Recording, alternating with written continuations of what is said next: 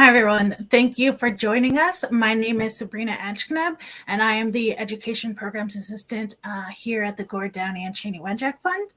I am joining you today with Natalie Goodlet, who is the DWF's Youth Ambassador Coordinator, Education and Activation. We're both thrilled to be hosting today's session on youth leadership with a youth ambassador takeover. As we gather today throughout Turtle Island, we remind you that we are situated on treaty and unceded Indigenous lands. This land is steeped in rich Indigenous history and home to many First Nations, Inuit, and Métis peoples today. And as a country, we have the responsibility of the stewardship of the land on which we will live and work. We are also so excited to announce today that our Youth Ambassador program will be taking place again this summer. We are looking for over 100 youth participants to join in a 4-week leadership training program focused on gaining practical work experience and leadership experience, strengthening 21st century skills, and learning more from Indigenous peoples about their diverse worldviews, knowledge, rights, and perspectives. Applications are now open on our website, and we will drop that link in the chat. Did you know that just by joining us here today, you are taking a reconciliation? A reconciliation is a meaningful step towards reconciliation that moves reconciliation forward. So anytime you're learning about Canada's true history and the experience of Indigenous peoples, or learning about the great things Indigenous peoples had contributed to this country, or even building relationships with Indigenous peoples, those are all reconciliations. So thank you for taking a reconciliation today. So inspired by Cheney's story and Gord's call to build a better Canada, the Gord Downey and Cheney Wenjack Fund aims to build cultural understanding and create a path towards reconciliation between Indigenous and non-Indigenous peoples. And we have many people joining us from across Turtle Island today, and we want to make sure that we're answering as many questions as possible. So if you do have any questions for the youth ambassadors or any comments for them, please feel free to put them in the chat. And now I will pass it on to our youth ambassador alumni, Amir, Ariba, Michaela, and Natalie, to share more about their reconciliation projects that they worked on during their time as youth ambassadors and some of the learnings that they gained along the way. So I'll pass it over to Amir first. Sure. Hey, everybody. Thanks for having me. My name's Amir. I use he, him pronouns. I'm out here in Calgary, Alberta, commonly known as Finchas on Treaty 7 territory. And yeah, so for my reconciliation project, I was with the program last year, and I did something really cool, actually. Myself, I'm a newcomer to Canada, right? And so when I first came to Canada, I had no knowledge of the reconciliation of Indigenous culture, First Nations culture. I knew nothing about that besides what I'd see in movies and stuff like that, right? And so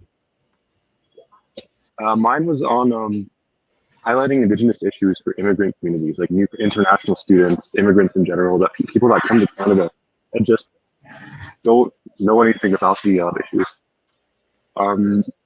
And so what I was looking to create was some kind of program to kind of educate people on those issues. And yeah, that's my thing.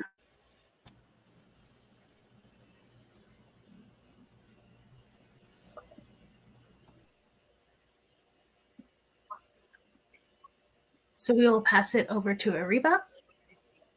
Hi, everyone. My name is Ariba. I'm a second-year kinesiology student at McMaster University.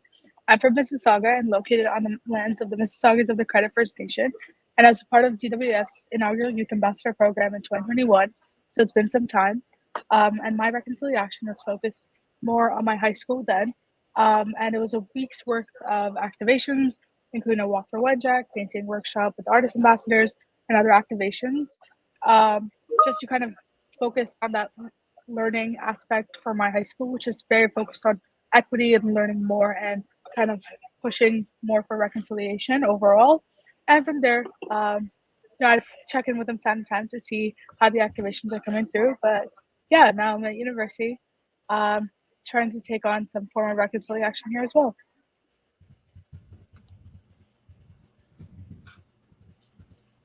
Thanks so much, Ariba. And then we'll pass it over to Michaela. Hi, my name is Michaela Reed, and I'm from Windsor, Ontario, which is situated on the Three Fire Confederacy. And for my reconciliation, I also was from the inaugural group, like Ariba, and it took place kind of in the midst of COVID. So everything was very chaotic and crazy. And my original plan was with my high school to host what I called a survivors circle, where we would have residential school survivors come in and sit with us youth to educate us on their experiences. Unfortunately, this could not happen because of COVID and elders being like a vulnerable population. We were nervous to bring them into a school setting. So instead, I was able to register my high school as a legacy school with the Downey Wenjack Fund. And that's something I plan on doing with my college, St. Clair College, hopefully sometime this year or next. Thanks so much, Michaela. And over to Natalie. All right. Hello, everyone. My name is Natalie Walsh. My pronouns are she, her, and I am from Pasadena, Newfoundland and Labrador. I'm currently a first-year university student at Grenfell campus of Memorial University of Newfoundland, and I'm currently studying general science, and I hope to study kinesiology. So I thought I'd give a quick background on myself, and then I'll talk about my experiences with DWF. So I am non-Indigenous. My family originates from parts of England and Ireland. And a few facts about me is that I love music, playing guitar. I'm a really big animal lover, and I love spending time outside and spending time with my family. So I got involved with DWF as a youth ambassador. I was a youth ambassador last summer in 2023, and I had an amazing experience with the program. I loved so many of the sessions. Some of my favorites were the songwriting session, the painting, making kuka magnets, and the amazing storytellers that we got to hear from in the program. So I knew I wanted to keep being involved with DWF, and that's why I decided to become a member of the Youth Ambassador Advisory Committee. And it has allowed me to have so many cool opportunities. Just a few months ago, I was able to do a land acknowledgement at the beginning of a DWF Live, and now I'm able to join into this session, which has been really cool, and I'm really excited to do more with DWF. So I'll also talk a little bit about my reconciliation project, and my project was actually inspired by the story of Downey Wenjack.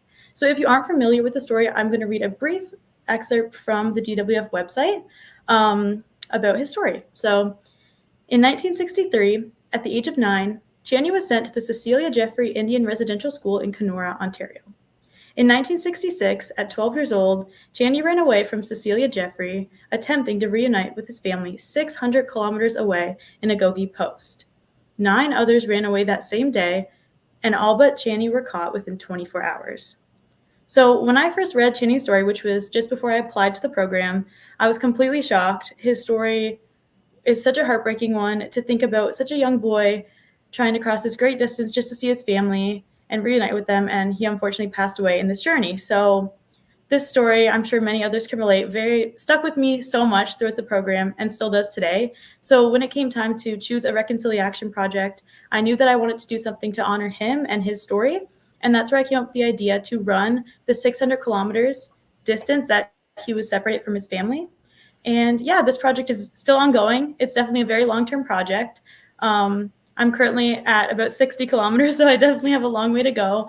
But that's something I love about the project, is that it is an ongoing learning experience for me. It has sparked so many conversations with family and friends and members of my community. And yeah, it's been such a great experience. And I feel like my project just really shows that it doesn't have to be something that is huge, life-changing to other people. It can be something super personal to you and a great learning experience for yourself. So that about covers it, but yeah. Amazing. Thank you, everyone, for sharing a little bit about yourself and some of your reconciliation projects. So a question that we have is, what teachings did you gain from participating in the Youth Ambassador Program that have impacted how you engage in reconciliation in your community, or reconciliation in your community? We'll pass it over to me. Oh, sorry. Go ahead, Natalie. You can go. Oh, sorry about that. I was just gonna quickly weigh in with something that was really important that I learned, and that was like the importance of having conversations about reconciliation and Indigenous history with people in your life. Before the program, that was never a topic that I talked about with family or friends. And I feel like after the program, I've really been able to gain like the vocabulary and the knowledge that I needed to have these conversations. And even though sometimes it can be hard conversations, it's so important to have. Very true. It is a very important topic to have. And it is also very, it could be very hard to have these conversations just day to day. And we should be having those conversations. But let's ask Ariba the same question.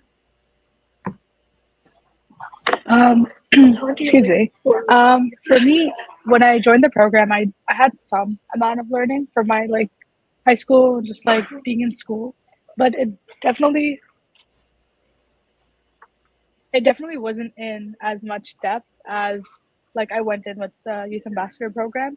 I find that it gave me a good like fundamental to start on. So like learning topics such as like cultural competency and like how like understanding what a land acknowledgement is and why we should have one and like kind of the purpose of it. I think those were really important and like helped me understand in my learnings till now.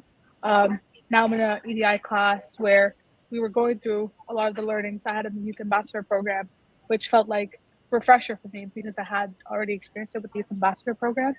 Also, like with research that I'm potentially going to be doing next year, it's able to give me a good like ground to stand on. So whenever I have conversations with people, I find that like having an understanding, I think, takes you to the next step. I think that overall those learnings just make you really understand what reconciliation is, where it comes from, and like how like you have a role in it. I think that's definitely like one of my key takeaways from it.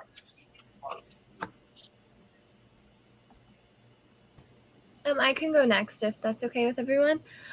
In my opinion, the two biggest things I definitely took away from this experience was one being education. It never occurred to me how many unique individual Indigenous cultures there are in Canada, and you can never learn everything about all of them.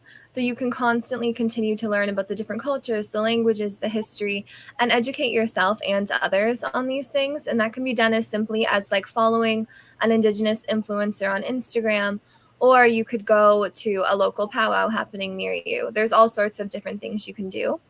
And the second thing I really took away from the experience would probably be the importance of just talking about things, the importance of not hiding the dark parts of our history and shutting the light, like opening the closet, airing it all out. And also, I would definitely say that like in my program, I'm studying social justice and law. And so I've made a point to bring Indigenous issues into all of the presentations that I do because it helps educate not only my peers, but at times even my teachers. So education would definitely be the key aspect for me. Awesome. Thank you. Let's toss it over to Amir.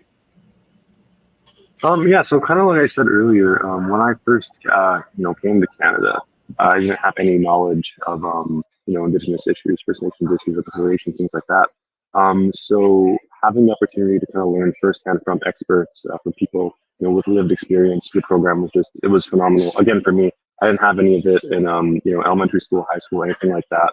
So I kind of came with pretty much no background knowledge. And so just the amount I was able to learn was phenomenal. And then getting to, I graduated university after that, but getting to apply it more in my daily life was just, going to powwows, round dances, things like that. Just getting that kind of firsthand experience, getting more motivated to go through the education I received in the program and that hands-on experience was just, I'm really thankful for that experience.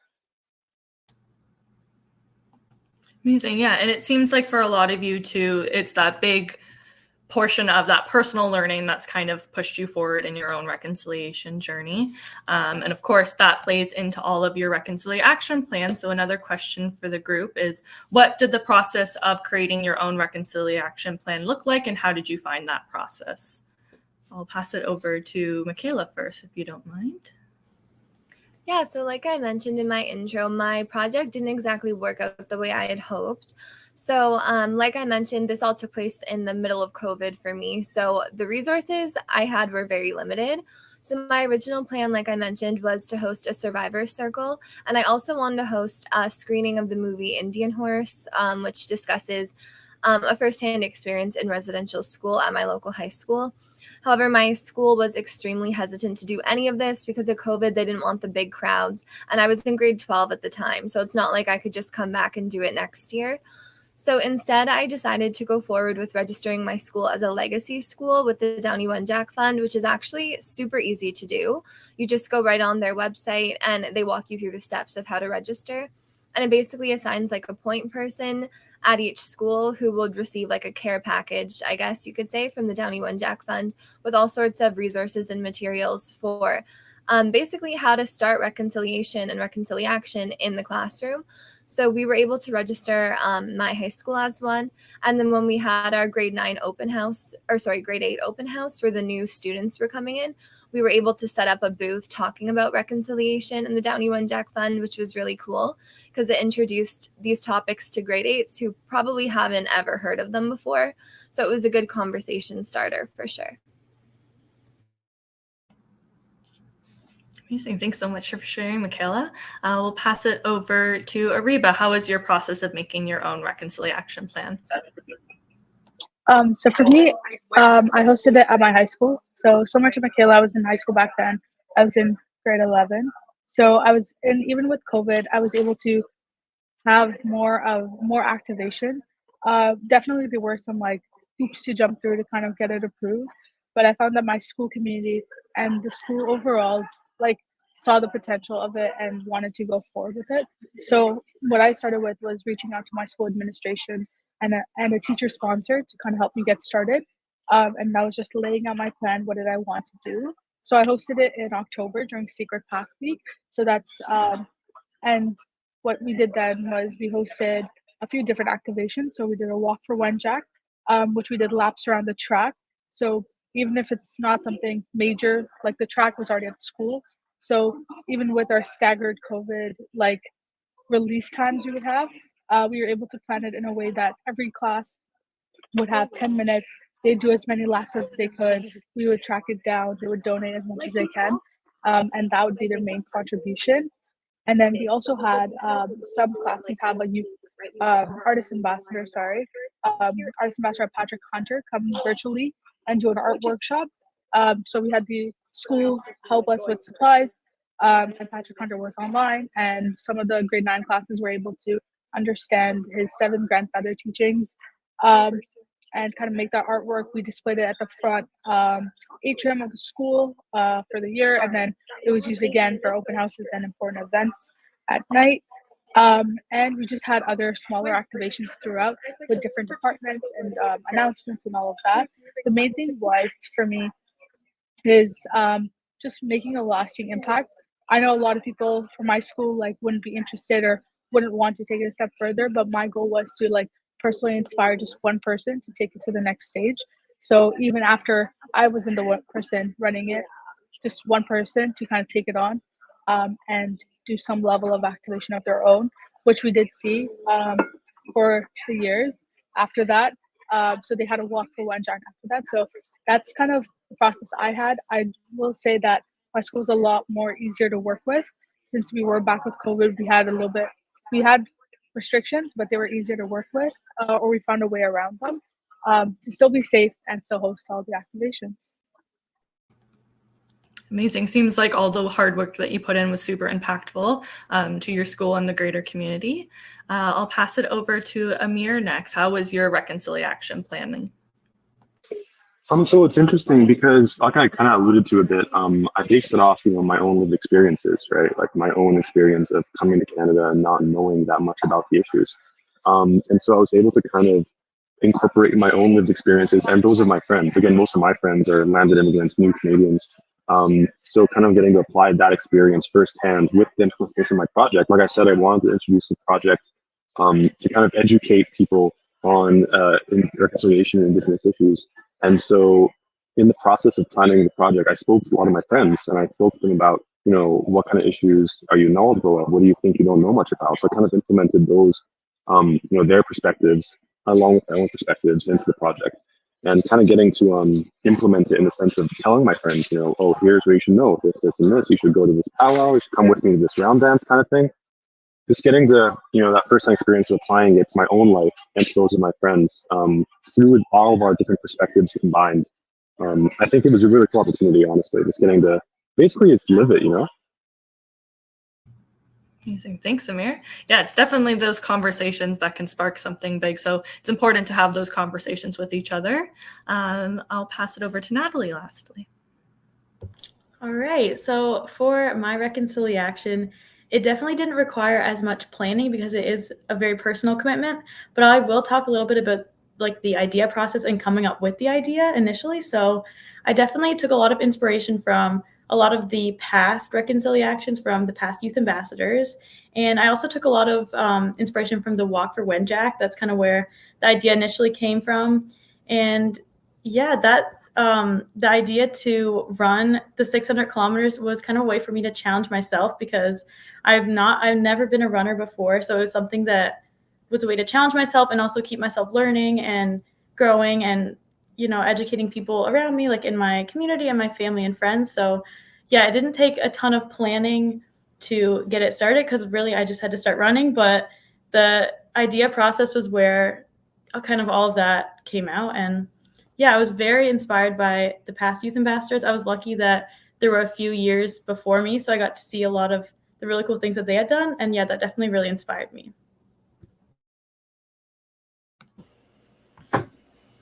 Awesome. Thank you, Natalie. So we're just going to go to another question. How can youth across Canada move reconciliation forward in their communities? And I'm going to pick Natalie. Okay.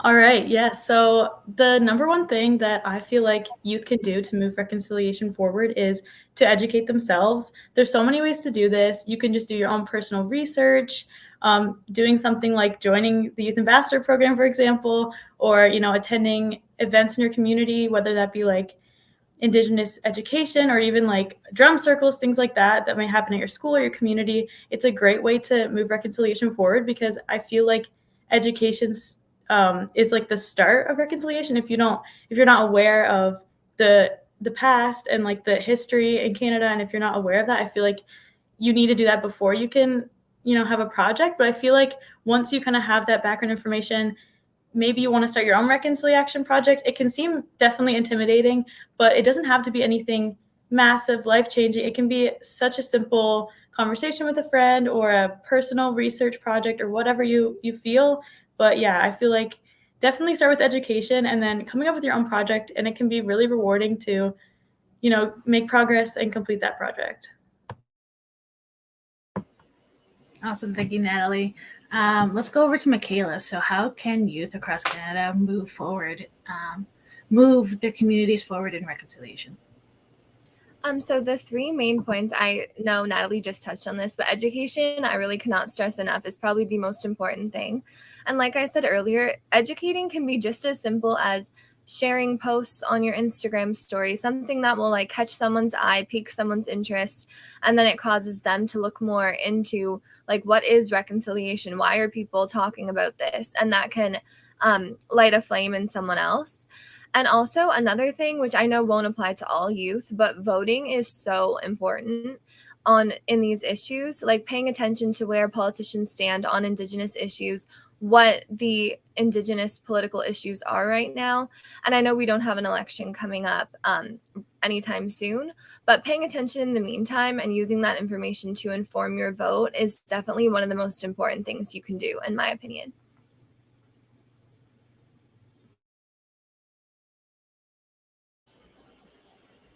Very true. It is very important. And yes, everyone should vote. So let's go to Ariba. Just like Natalie and Michaela mentioned, I also cannot stress the importance of education. I think that it's a fundamental to get you going. Even if it's something small, it's something big. It doesn't have to take a lot. You understand the reconciliation. Or I guess for me, I found that once I started learning and I started helping my friends also learn, we found that reconciliation doesn't have to be with a really complex definition. It can be something smaller that you can just take and get started from there. So if you're in high school or elementary, middle school, that means a conversation with your friends or talking with your teachers, just getting your peers involved. At university, I found it's a little bit harder, but there are different clubs, opportunities, experiences where you can get involved and just get to know. So for me, I live in Mississauga, but I go to school in Hamilton, Ontario. So even though like it's not too far from each other spatially, I find that the experience here is a little bit different. So even engaging my friends here or having conversations with them, attending events, I think can go so far. And as Michaela mentioned, the power of social media is massive. Even reposting this event, my friends were like, "Oh wait, what is this? Should we come?" And I'm like, "Yeah, you guys should obviously join." Um, so I think it doesn't have to be something crazy major, big. It can be something small. You can go from there. DWF recently hosted a market at St. Lawrence Market in the summer. So attending smaller events in your area, and like others mentioned, like powwows and stuff, is a great way to get engaged and learn. So I would just agree with both Natalie and Michaela on that. Very true. So, Amir, other than education, do you have anything else to add about how youth in Canada can move reconciliation forward in their communities?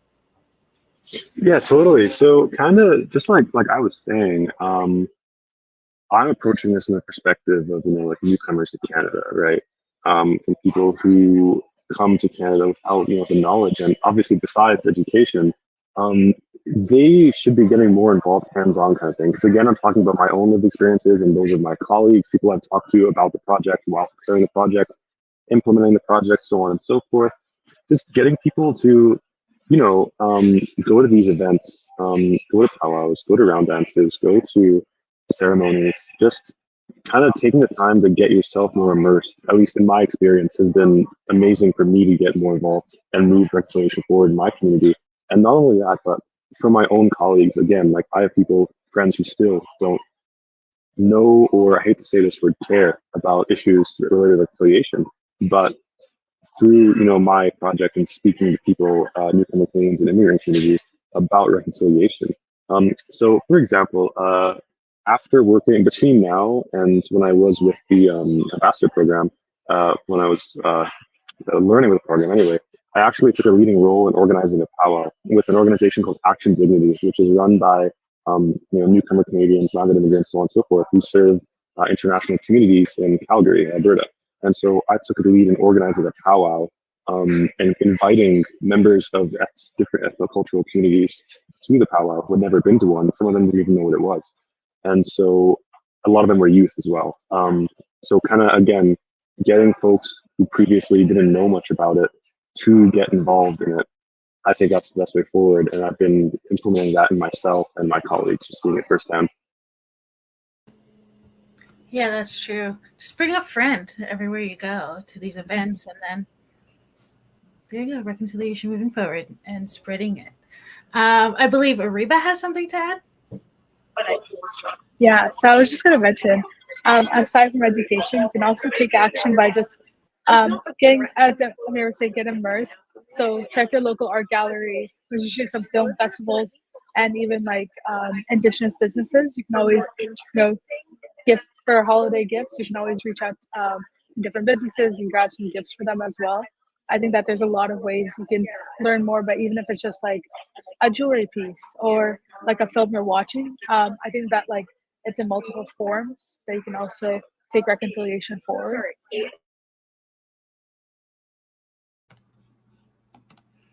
So yeah, it's definitely important to have those connections, face to face and connecting with your community to move reconciliation forward. So first, we're going to have a little shout out to Central Peel Secondary School. They say thank you from Central Peel Legacy Keepers in Brampton, Ontario. They've learned so much, so thank you to Central Peel. Then we have another question here from Christopher. It says, what would be some advice you would give to students interested in applying to the Youth Ambassador program?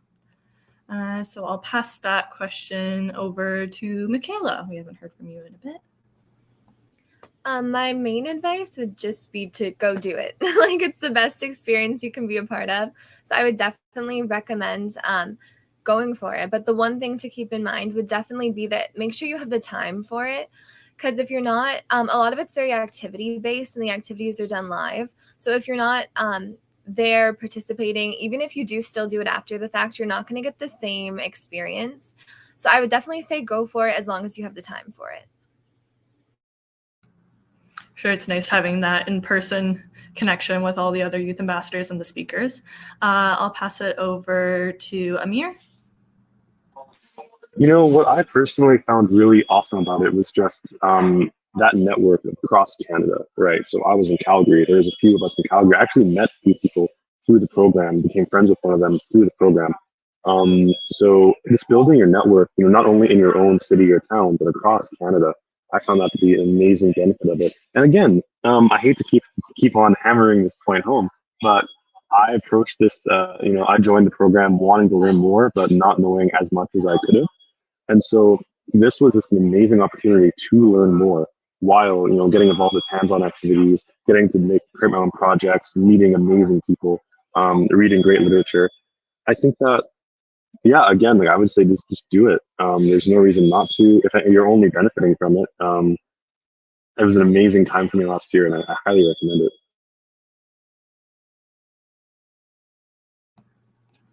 I'll pass it over to Natalie. All right. Yeah, I feel like what Michaela and Amir said, I agree 100%. Like, it was a great experience. And even if you're a little bit nervous, you don't have a lot of previous knowledge, I think definitely go for it. Definitely apply. And so a little bit of advice that I would give for someone who does participate in the program is definitely to keep participating in different events after the fact. Like, definitely join with the youth advisory committee, try your best to get involved with other events because it's so rewarding. You can make some great connections, meet some great people, and yeah, it's just a lot of fun. So I would recommend to not make the youth ambassador program the end, make that just the beginning, and keep staying involved. Thanks, Natalie. And over to Ariba. I think that if you're like on fence about applying, I'd say go for it for sure, like everyone else said. But I also recommend going with an open mind. You'll learn a lot, and I think that like if you go with an open mind, you'll actually like be able to take in a lot of the knowledge you gain. You also, again, like Amir said, you gain lots of connections. You get to know a lot of people across Canada, which is amazing. But it's also like the opportunities you're able to take after that. So for me, I can speak from personal experience. I applied not knowing whether or not I'd get it or not. I didn't have much background at the time, but now I was offered a research position for next year in equity, diversity, inclusion, and indigeneity. So it's as a result of my experience with the youth ambassador program. So I think that like it's small steps that can get you more further places, and it's a lot that you take in and you learn, and engaging with it you can take a lot like further, and then you work you're in any activity you do, any you have, it's great to learn. Yeah. Amazing. Thank you so much, Ariba, and everyone else for sharing. We have another question here from Marla. So what would you like to do next with your reconciliation project? And I'm going to pass it back over to Ariba. I think for me, since my reconciliation project was at my high school, I think the next stage for me would either be to connect with some resources at my university or take it further into my community, whether that's at like community rec centers or other schools, kind of spreading that network to get more students engaged and understanding, like not just through the youth ambassador program, but also like focusing on that learning through other schools, like a walk for one jack with multiple schools in that area or more, or even like making my university a legacy school would be pretty cool as well. So it's lots of options I have that I've considered as well. Amazing. Thank you, Ruba. Yeah, it's definitely important to keep connecting with your greater community, just even beyond your school. There's a lot of great connections that you can make, and there's different people that you can also either share with or learn from. I'm going to pass it over to Natalie. All right. I really like this question because this is something I've been really thinking about a lot. Because the nature of my project is definitely more personal. I've been thinking about what I want to do next, something more involved in my community. And I am hoping to, hopefully next year, because the semester is just coming to an end, but I'd really like to do something with my university, maybe host an event of some sort. Definitely still thinking on it, but I would really like to do something and have it be more community-based for sure. Yeah, have a good balance of that personal and that community, which is amazing. I'm going to pass it over to Amir. Yes, the cool thing about mine is I'm living it, you know. I'm working to improve my own understanding and knowledge of reconciliation, truth and reconciliation. I'm working to continue to educate my friends and people I meet who are Newfoundland Canadians. It's something that I'm dedicated to just continuing and going forward. Something I'm passionate about. I'm really blessed to have chosen that topic. Of just continuing to educate and get folks involved who are like myself, Newfoundland Canadians, who didn't come to this with much background knowledge. And so again, I'm living it for myself and for my colleagues. And I'm going to keep on living it. That's where I'm bringing my project forward. Amazing. Thank you, Amir. And we'll pass it over to Michaela. So actually, a few years ago now in 2019, I attended a Walk for One Jack in Toronto, and I found it to be one of the most amazing and humbling experiences. And since then, I've always wanted to bring that back to Windsor, but obviously organizing something like that would be pretty hard and a lot of work. But that's definitely something I would make a long-term goal of mine to try and bring that here at some point. And a shorter term goal is hopefully either this summer or next fall semester to get my college registered as a legacy school. And I plan on working with Indigenous Student Services at my college to maybe accomplish that together. Amazing. Thank you so much, everyone, for sharing. And then the last question here, which I can speak to, is can we expect various Indigenous teachers and artists for the Youth Ambassador program this summer? So yeah, we always try and make sure that we're including as many views and perspectives as possible throughout the program. We also try and make sure that we're representing a lot of different fields and a lot of different career paths. So we have visual artists, sometimes we have musicians, authors, inspirational speakers. So we always try and make sure that we're, representing the wide range of Turtle Island, and everyone's kind of having a chance to, share their stories and their accomplishments. So yeah, we always make sure that we have a plethora of different speakers. So with that, I will open the floor to all of our youth ambassadors. If you have any final thoughts or final comments that you'd like to share.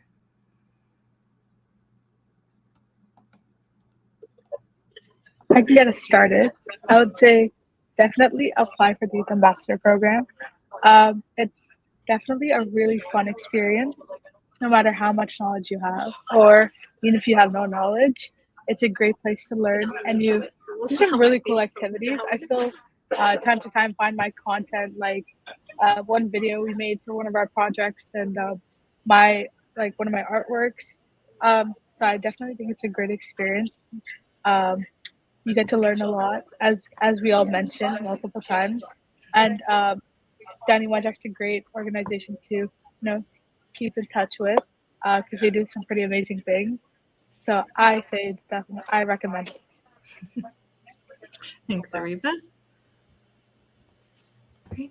I can go next. I don't have a whole lot to say, but I just want to say thank you for having me. I've had a great experience. Of course, like Ariba said, like everyone said, I 100% encourage you to apply if you're considering it. It was a great experience. And yeah, I just hope to be part of more events with the Anyone Jack Fund. Thanks, Natalie. I second what Natalie and Ariba both said about definitely apply. And if you're outside of the age range to apply, still go ahead and share it with any of the youth in your lives. Or if you're too young, then keep this in mind for when you're old enough to one day apply, because I definitely think it's beneficial. And the more people who do it, the closer we get as a country to hopefully one day achieving reconciliation with Indigenous people. Thank you, Michaela. And I'll pass it over to Amir if you have any final thoughts or comments. Yeah, just again, like I said, it was such an amazing opportunity for me to be involved. I had such a good time with the program. Again, met people, learned things, got to incorporate my project in my own life and those of my colleagues and friends. It's an amazing program. I really enjoyed it and highly recommend it. Amazing. Thank you much. Well, I would like to say thank you to all our youth ambassadors and everyone that tuned in today. We've been so inspired by all of your leaderships, and we really look forward to seeing how you continue to champion reconciliation efforts throughout Canada. For educators, we have prepared a lesson plan to accompany the session with activities and resources to continue your learning. The lesson plan is available on our website, but we have also shared it in the chat as well. And as mentioned, applications for this summer's Youth Ambassador program are now live and available on our Youth Ambassador webpage. So feel free to visit our website, or for more information, you can contact us at youthambassador@downeywenjack.ca. With that, I'll pass it over to Sabrina. Yeah, so our next DWF Live is April 25th with the Honorable Marie St. Clair. This will be a very special event hosted by Cheney Wenjack's great nephew, Jared Visitor. We are asking audiences to submit video and or a written question in advance. If you would like to ask a question to the Honorable Marie St. Clair, visit our DWF Live page or click the link in the chat. We hope to see you there. Anyways, have a good day.